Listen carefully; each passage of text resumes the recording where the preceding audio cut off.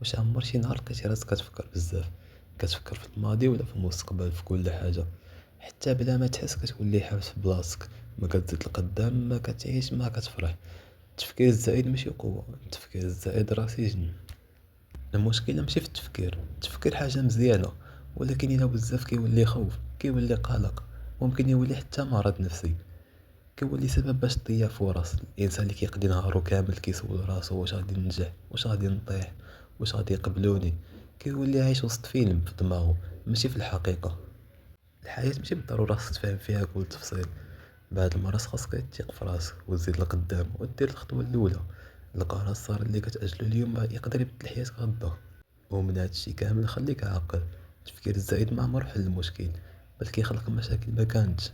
فكر ولكن ما تغرقش في الافكار، تحرك وديما دير الخطوه الاولى. راه الحياه كتحتاج جرأة ماشي تردد.